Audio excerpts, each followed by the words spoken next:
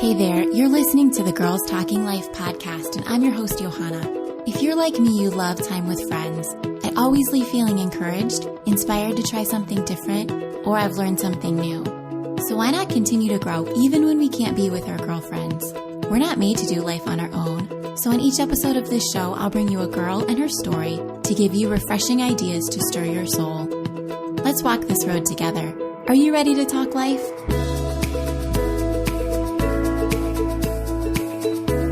Welcome to the show. I'm so glad you chose to spend some time here. I can't believe it, but it's August. I hope despite the restless energy in our homes and in our communities that you've been able to enjoy some of the simple pleasures of summer. If you haven't, it is not too late. My conversation today just might give you some great ideas. Today on the show, I'm talking with Gem Fadling, founding partner of Unhurried Living and author of What Does Your Soul Love? 8 questions that reveal God's work in you. During our conversation, Gem and I talk about soul focus and what it means to pay attention to our souls. Gem prompts us to ask questions like, where am I? Am I enjoying this? Am I happy with the progress I've made? She tells us that by asking questions like these, she started to experience God in new ways. And I think this is a perfect season to be asking these questions. With many things out of our control, here's a place you can take charge. She asks us to sit in the questions and explains how that can bring about transformation. Everything we talk about can be found in the show notes for today's episode on girlstalkinglife.com. Here is my conversation with Gem. Hello, Gem. Thank you so much for coming on Girls Talking Life. I can't wait to hear what you have to say. Thank you so much for having me. I'm excited to be here. Tell me a little bit about yourself and your work. Well, so I am actually a founding partner of an organization called Unhurried Living.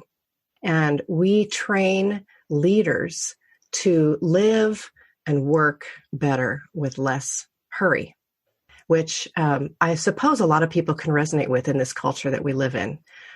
It's very easy to be hurried. Yes. One of the things we like to talk about is the difference between busy and hurry, because most people are busy. There's a lot going on. There's a lot to do. Although now in this season that we're in with the pandemic, I don't know how busy we are. But hurry is a different thing. Busy is more external, and hurry is more about your heart, your soul. How are you revving inside? So we talk about nurturing that space inside of you and let that inform what you do. I love that. Yeah, I think it's so needed in this culture. So a lot of the work that I do surrounds that. So I'm also a spiritual director, and I meet with women individually, and together we learn to listen to God, to ourselves, how to move out from that place. I write. We do all the normal things that organizations do, the social media and the emails and the blogging and the podcasting. So it's a fun job because I really kind of just get to be myself and offer what I have and hopefully encourage and build people up. Well, I love that idea of unhurried living. That just sounds like a breath of fresh air. Yeah. How did you get into this ministry? Well, it's really been a lifetime in the coming. So this month, my husband and I will celebrate 35 years of marriage. Wow, congratulations. So, yay, we decided let's just go for it. So we met and married very young. And when I was in my mid-20s, actually, I met a group of mentors along with my husband, and they got us onto this journey of the Christian life that really just changed the trajectory to where I am now and how I can even be offering something called Unhurried. But so this, I'm trying to not make this a long answer, but I'll give you a thumbnail. That turning point really changed me. They reintroduced me to Jesus, who I had already known for more than a decade at 26.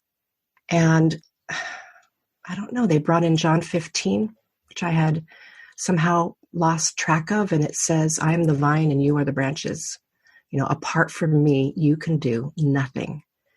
And those phrases really struck me. It also says, I've called you friends. I no longer call you servants. He's talking to his disciples. Mm-hmm. And it just really struck me about the very close relationship you could have with Jesus and what a difference that makes, which of course sounds silly because that's the point of the Christian life, right? Right. But don't you see too that sometimes when you go along for days, weeks, months, years, there's a familiarity that happens and you lose track of the center. Absolutely. So I got back in touch with the center of my life, and I've been on that trajectory now for the last 30 years. And, story. My husband and I were just at the point of our lives. We were entering our 50s, and that's that sort of post-midlife, generative years. And you really want to be about, if you can, being who you are while you do what you do. And Unhurried Living was an organization that we started about 4 years ago. And it's really the fruit of decades of our lives of living in spiritual formation and leadership, which is what we've been doing forms of all the time. But this is the latest permutation of it. A result of your collective works. I love it. It is, Very yes. nice. Yeah. So you have recently written a book with your husband called What Does Your Soul Love? And I heard the title and I thought, oh, that sounds so light and airy. And then I dug a little deeper and no, it is not at all. That's true. Yeah, we go for it in there. It's actually, the title is a question and the book is full of questions. And most of us have a bias for answers. I'd like an answer right now, and I'd like whatever I do to happen very quickly, and then I am solved, and that's typical. Yes. All of us seem to be wired that way. But of course, as you go along on your path, you find that sometimes living with the questions are the things that actually bring about transformation. So we have offered 8 questions in here. And as you said, we're not really holding back. Right. I want to dive into some of those questions. But first, tell me, what was it like writing a book with your husband? Well, yeah. So actually, our editor said, are you sure you want to do this? There's stories of separations and divorces, and which is not a laughing matter at all. No. But it is serious because, writing in itself is a very deeply creative process, and you're pulling from somewhere inside of yourself. So it's vulnerable and it's hard work. Yeah. But again, at the time we wrote the book, because books come out, but you wrote it 2 years ago, that is so. At that time we had been married, 32 years. And we had already gone through our own therapy years ago. We've done a lot of our own work, and we knew that we had what it took to communicate through this. So even though it just takes a lot of communication, at this point, we have such a shared vocabulary. We are completely different people, but we have a shared vision here. And there's a way in which, when you've lived with someone this long, even the turn of phrase can be similar. So it worked well, actually, to blend our voices, I think. Okay. But yeah, it was a fun process. I enjoyed it. Okay, great. My husband has been home for the last, 6 weeks, and we're not working together, but it's definitely a different experience being together all the time. Yeah. Oh, yeah. Well, we have a home office, so we're accustomed to that, but it takes work because you do have to come up with boundaries that work for whatever the personal conversations are and the work conversations. So we make decisions about how the time goes throughout any given day because it's all blended. Yeah. In the very first chapter, you are offering an invitation, and that invitation is for change and transformation. Yeah. How do you invite someone into that? Well, my first response to that, I tend to be an idealist. I get enthusiastic about things. So, of course, if I lead with my optimism, I would say, why wouldn't you want to change? Right? And I don't know how invitational that is for everyone because the word change can be scary. The word transformation can be scary. So on one hand, I want to say, this is a gift. Reach out and grab it and let yourself let yourself be transformed. It says, be transformed by the renewing of your mind. So in a way, transformation is passive in that God is transforming us. But we all know that we all have a part in that. We respond. Right. And so my enthusiastic encouragement is respond. God is initiating. Along with that, I would have to say, I acknowledge your fear. I acknowledge that there's so much unknown, because sometimes we don't change until where we are gets more painful than where we want to be, right? Yeah. I've done that many, many, many times. I've waited until I just had to. And that's fine. But I can also choose to take some steps without the pain forcing the issue. So I would say, let yourself be open to what's possible. God is the one initiating, and he will never bowl you over. Even if it's hard, he's not trying to crush you. He's trying to form you, which is a different thing. So I don't know if that sounded encouraging and yet realistic. It did. And I feel that same way. I want to grow. I want to keep developing. But on the other hand, as we'll talk about, some of your chapters get into pain and fear, and you have to work through some of those things, which then is not so comfortable and fun. It's totally true. It's totally true. Yeah. So talk to me about some of your questions. Well, maybe it would be interesting to hear even how we came up with these. Please. So, of course, when you make a book proposal, you have ideas. So the outline of this book was actually just one chapter in our initial proposal. And it was my chapter. At the beginning, we were going to have our own chapters and share them.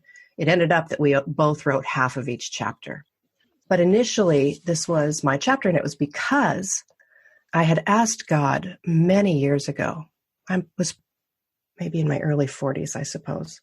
I was on what was more like a vista moment. You know how we have ebbs and flows in our life, sure, and ups and downs. And in this given moment, I was probably on what you would call an up. I felt good about myself. I felt good about where I was in my life.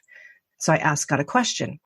And I tend to pray as I go. So it wasn't even necessarily that I was sitting down in my quiet time. I was living my life, and I just was thinking, and I just sort of asked this question: how did I get here? How did I get here? And I hope that question, I hope it doesn't sound arrogant. It was an honest question at the time of, I like where I'm at. I like how I've become so far, which I think is good for a woman to think through. Mm-hmm. Where are you? Are you enjoying this? Are you happy with the progress you've made? And where are you at now? I think these are interesting things to talk about. So I asked God how I got there, how I got here. And over the course of months, actually, I just kept listening for answers, because I knew it wasn't a one answer moment.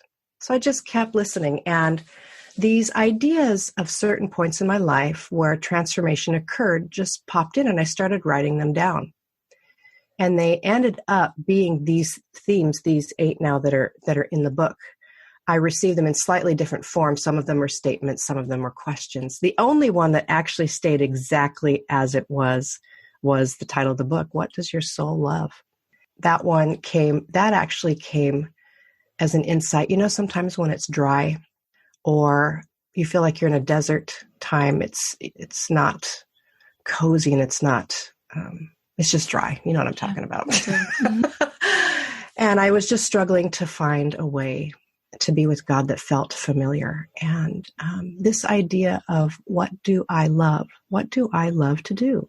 Came, and it was as though God was inviting me to remember that he's with me in that. So it opened up sort of my eyes to what is possible for experiencing God, instead of just this little to-do list that I had. God was saying, what does your soul love? Let's do that together. If you like the beach, if you like museums, we can talk there. We can be together there. And it sort of opened me up. So anyway, I hope that answered part of your question. It did, absolutely. You talk about things, you ask questions such as, what do you really want? Focusing on desire. What is getting in your way? Talking about resistance. What are you hiding? Vulnerability. What is most real to you? Truth. How are you suffering? On the topic of pain. What are you afraid of? Fear. What are you clinging to? Control. And then, like you mentioned, what does your soul love? Joy. How do you go about helping the reader answer these questions? Well, in the book, of course, we share a lot of stories. We wanted it to be personal and, I guess, realistic. I didn't want to, I don't know, let's be fair here. I'm not actually saying that I have the answers to all these questions. That would be pretty arrogant. But I offer them in a way that you could live them. And then both my husband and I shared stories from our lives in ways in which we leaned into those questions and what that looked like. So we started, I mean, you're right. This is not light reading, right? Vulnerability and resistance. I mean, resistance is chapter 3. We don't even let you get warmed up and we're already talking about. But yeah, so again, it's an invitation to acknowledge the questions, ask the questions, and then let the questions help form you as you lean in. Because right off the bat, if you're asking that first question of desire, what do you really want? I mean, that can It's a hard question to answer. Totally. And on any given day, I mean, the answer could change. And then think about the levels of answers that there are to that question. Right. And that's why you could live with that question over the course of your entire life. What do you want? So once you make your list and you get past the stuff like, well, I'd like a new house and I'd like a new car and I'd like, smaller hips, you get this list going and now you start uncovering things. And now you're into the depths of, oh man, I want to be loved. I want to be heard. I want to know what it feels like to be whole. I mean, there's a whole nother level. And again, we're asking for some courage here, for some transparency. One of the chapters is on truth. And I just think getting in touch with the deepest level of truth about yourself and your circumstances at any given moment is a doorway to movement forward. And I guess maybe that's what this is. I think each one of these is a doorway you can walk through, see what's on the other side. Hey there, just wanted to interrupt the conversation for a minute to let you know about my conversation cards. I made them for myself a long time ago for a girls' night at my house, and they are great for girls' nights in, a small group, or a women's event, and they have been redesigned. They have a whole new look and some new questions. If you already received the Girls Talking Life newsletter, you've already gotten your new cards, and if you haven't signed up yet, now's your chance. You may be getting together with small groups again or planning to soon, or even using these on Zoom or FaceTime with your family and friends. So go to girlstalkinglife.com to sign up and grab your free set of these downloadable conversation cards so you can get talking. Now back to my conversation. You talk about soul focus. Yeah. And again, that's deep work and that requires slowing down. Right. How do we pay attention to our souls? How do we go about even beginning that process? Yeah, well, you just said it. You said it very well. It is about slowing down. And that's why we're called unhurried living. Circling back to that, a lot of people think just off the cuff, unhurried must mean, well, you don't get much done. And you're probably like walking at half pace and, all slowness. And slowness usually is negative in our culture. It has a connotation. Oh, he's slow. Well, but again, slowness is about being unhurried. And unhurried is about being about what matters the most. And when we're busy or rushed, it's easy to not make the time for those things. And here we are. I mean, this is the prime time for this conversation in the pandemic, right? Yes. People are not commuting anymore. They're not running their children around to all the different things. They themselves don't even have a social life, the adults, And so things have slowed in a certain way. But now, however many weeks we're into this, a couple of months, the more I'm talking with women, I'm finding them saying, oh, I'm loving this. The way it is right now. I have time to work out. I'm not commuting, and so I have time for this, and I have time. They're listing the things. And I'd like to invite us that it is possible that even if whatever normal becomes, there is a way that we can make decisions that cause us to be less hurried. But you asked about the soul. How do you keep your soul unhurried? I was telling you earlier when I was in my 20s, I was introduced to some mentors. So there is this practice. I don't know if you've talked about this on your podcast before, but solitude and silence. It's a classic. I haven't. It's a classic spiritual practice. And it's just, it sounds so scary. Solitude and silence, like only a monk would do that. But all it means is you set aside some time, 5 minutes, maybe an hour, maybe a day. And what you're doing is you're setting everything down. And for just that space and time that you've decided, it's just you and God. So even though it's called solitude and silence, you're not alone. You're with God. And there's a way in which, no matter what your personality is, everything just gets to take a little bit of a breather. Everything gets to sort of be taken off your shoulders for 5 minutes or an hour or half a day. You get to pretend that the world will spin without you. Right? Yes. Yes. It will happen. We don't do that very often, right? The space and time to just be a person separate from all of our relationships and responsibilities. Now, someone taught me this practice, and I began to practice with just an hour once a month, which doesn't seem like a lot. 1 hour a month is not a lot of time. To a busy woman, it is. Back then, I was working basically 2 jobs. I didn't have children yet. I was working full-time in the corporate world, and my husband was an associate pastor at a large church, and I did everything with him. So it was like I had 2 jobs. But this became an invitation to me that I couldn't deny. And so I began to just set aside 1 hour a month. And it would probably a Saturday, go to my local park, and I would just sit there. I took my Bible. Probably back then, this was 1990. We didn't have anything like an iPod then, probably. I probably had, my CD player. Right. I took worship music, and I just sat. And I let everything fall, and I just knew that I was with God. And that practice makes inside of you a reservoir. You're talking about how do you get your soul unhurried.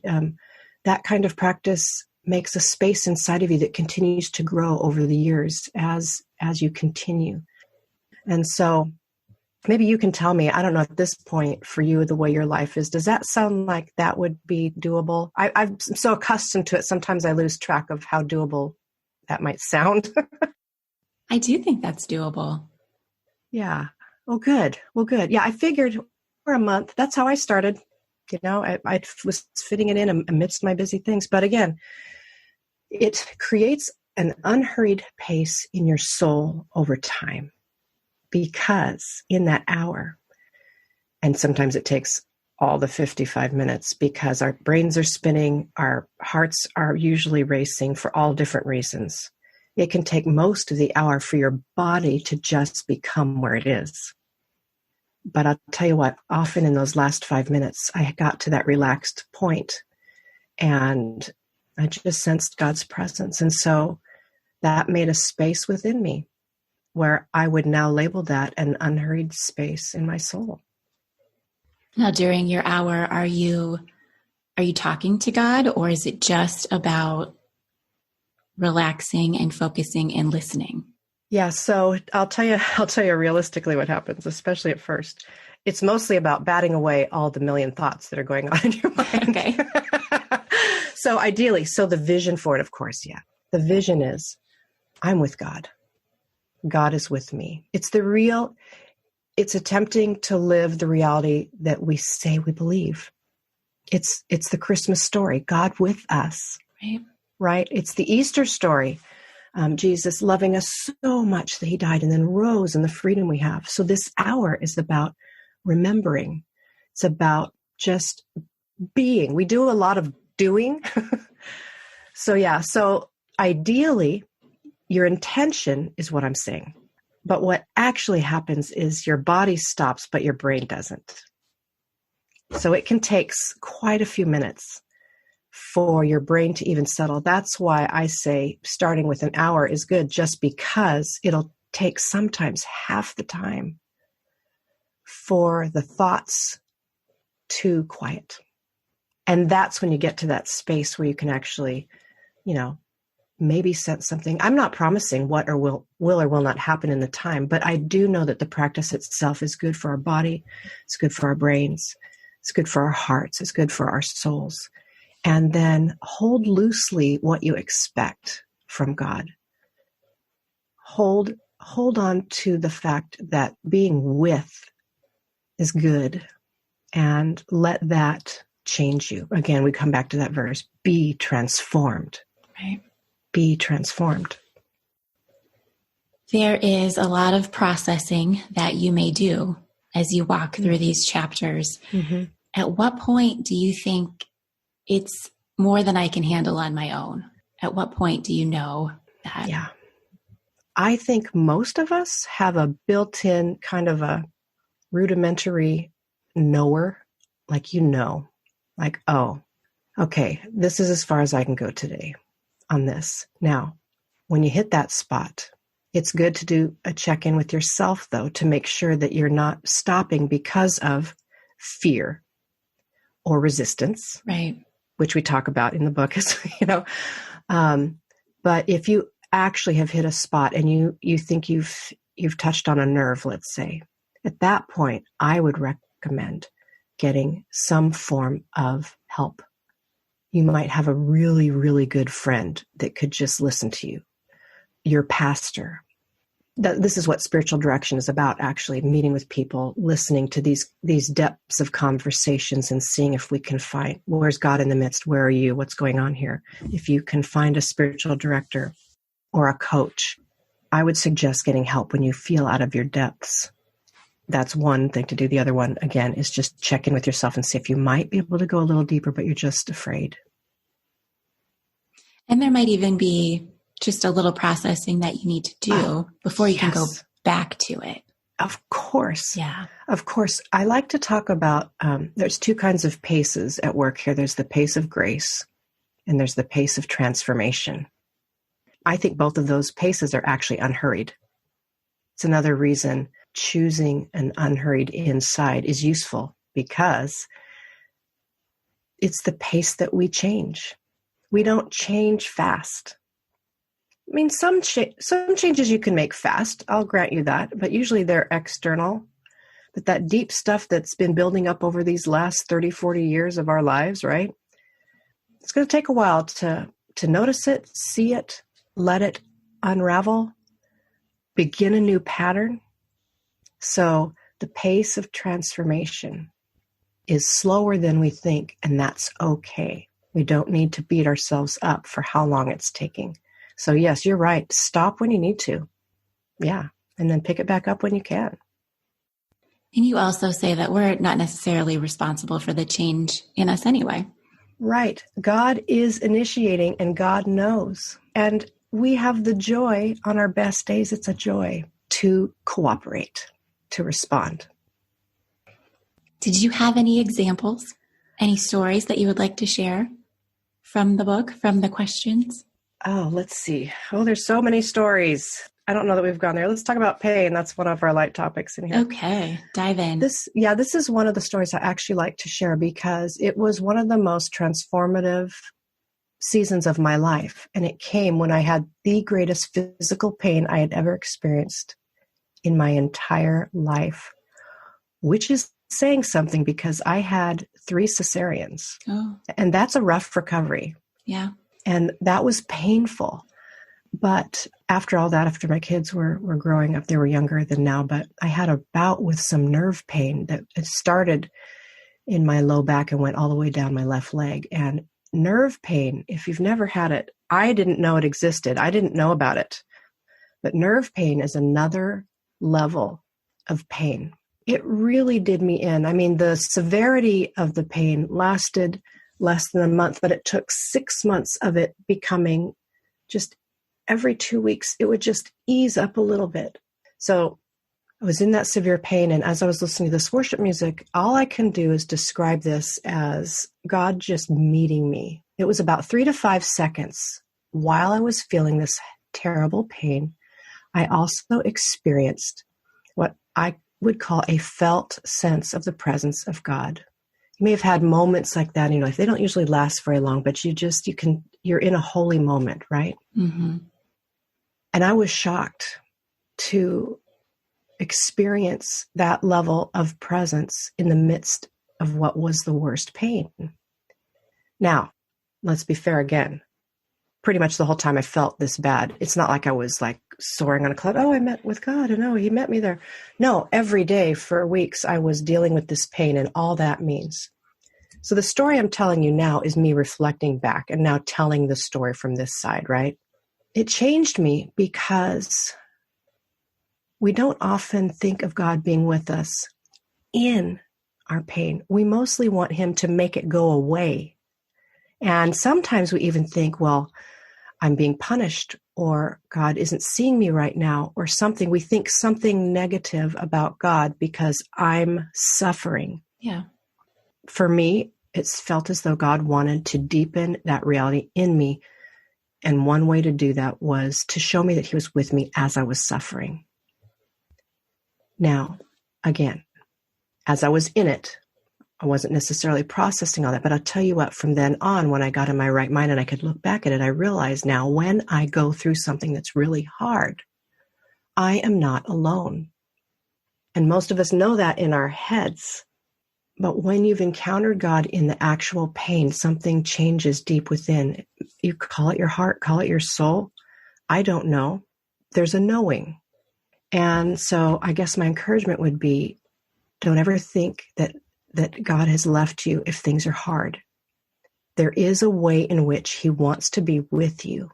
And so a part of this invitation is, can you see what that looks like right now?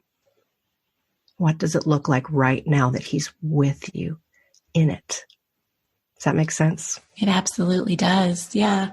And I love how you said you weren't thinking these things in the moment. No. Because I think that reflection, and that's what this book is about, is just looking back and being like, oh, I get it now. I see. Yes. Yeah. Yeah. Nobody in the middle of pain is doing any of this deep thought work. I mean, I can't imagine, because you're just trying to get through that day. I mean, literally, I could only lay in bed, crawl to the bathroom. Yeah. And then once a day I went for physical therapy and I had to painfully walk down the stairs, get in the van, and every step was just horrible. I mean, that's what I was doing in the midst. Yeah. So, yeah. What is your hope for the woman who reads this and goes through this process? Oh, well, I hope that, there's this process in the back of the book that I share, and it's got 9 parts to it, but I'll just share the first 3, I think, in answer to this. I hope that you're open. Open is really the first step. How open are you to change? And how much do you want to transform? And I hope you can hear the encouragement in my voice that it's worth it. My guess is, if you're listening, you're already on a journey. We're all on a journey. Sure. And you are already engaging.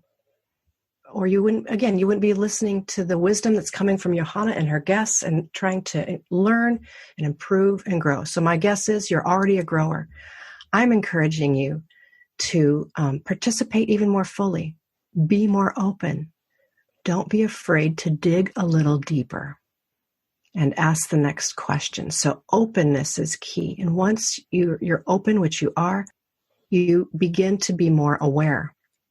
So I hope that you're growing in your awareness. You're not hiding from yourself.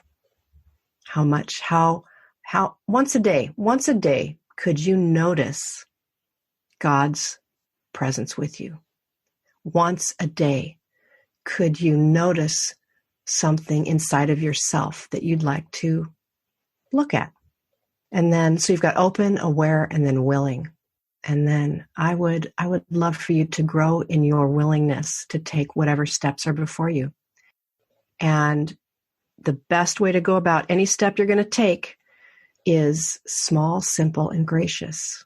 It doesn't have to be Herculean. It can be just the next one single next step. Just do that one. Stay there as long as you need to. Move on when you can.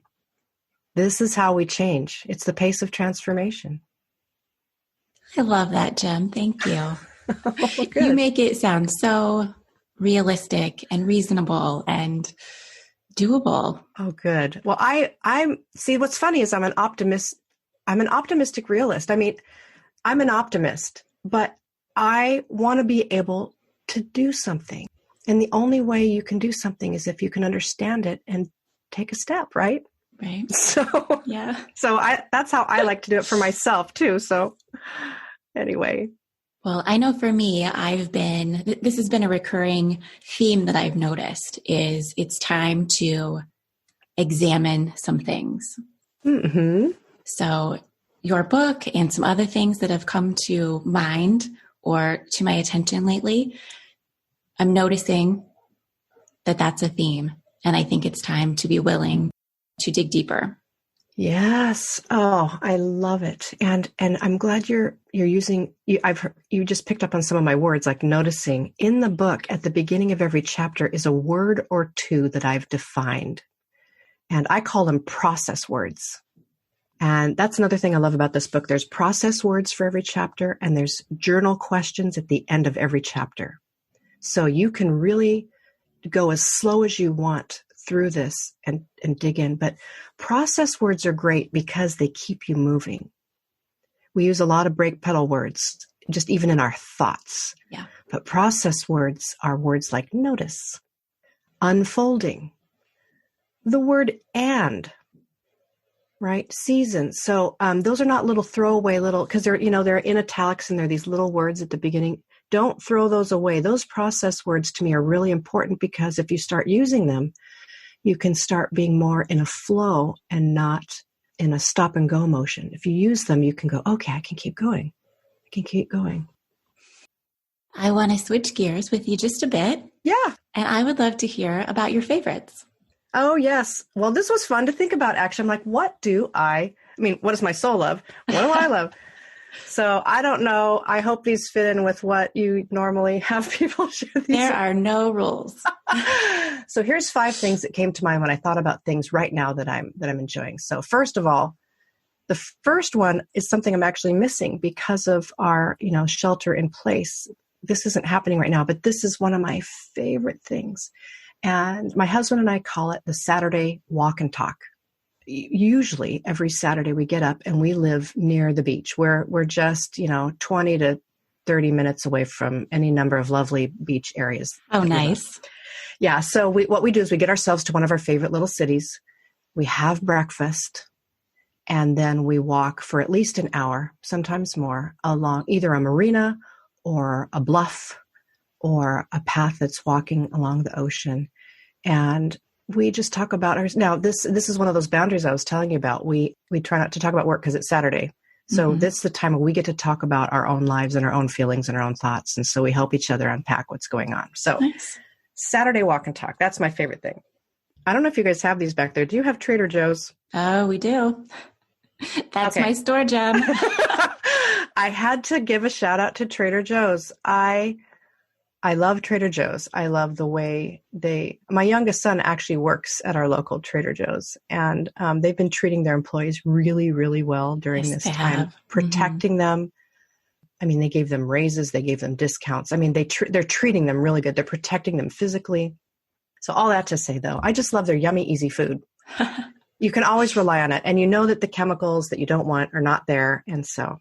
Yes, we have one 20 minutes in both directions from our house, and I drive 20 minutes to get my groceries because, I love it.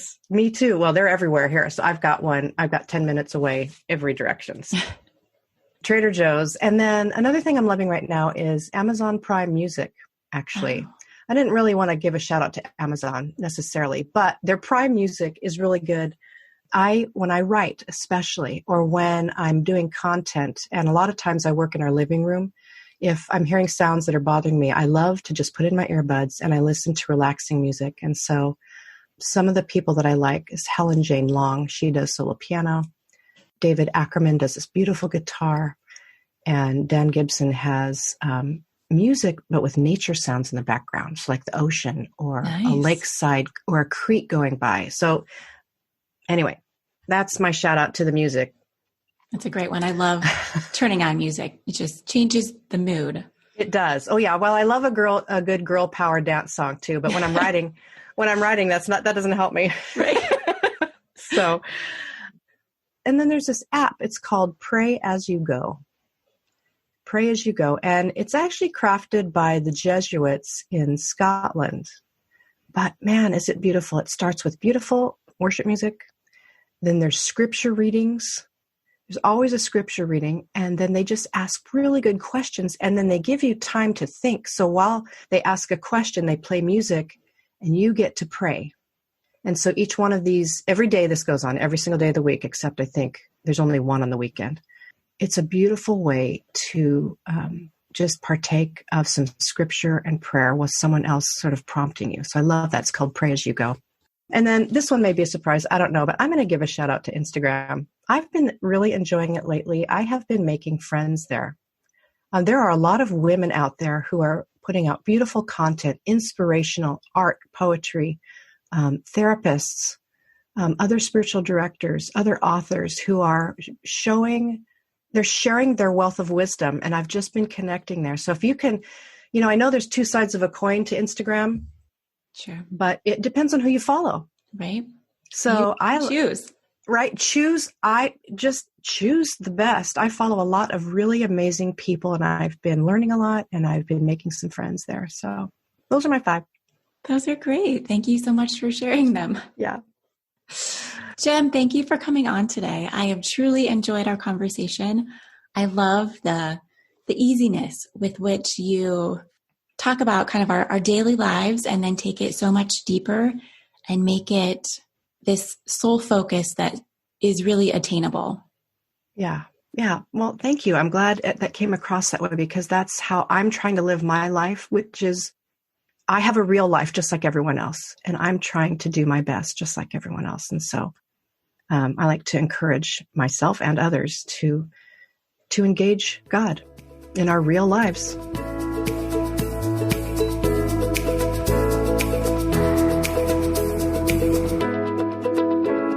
I hope you enjoyed my conversation with Gem. I just love talking with her. She has so much wisdom and invites us into this deep space of learning more about our souls in such an easy, realistic way. She invites us in one small, simple, and gracious step at a time. I hope you're ready after listening to examine your soul and seek to find what it loves. Connect with Gem at unhurriedliving.com and be sure to grab yourself a copy of her book. If you have a friend who needs to hear this encouragement this week, please share the show with them. And friends, don't let the conversation stop when the show is over. Share your stories and start your own conversations with the girls in your life.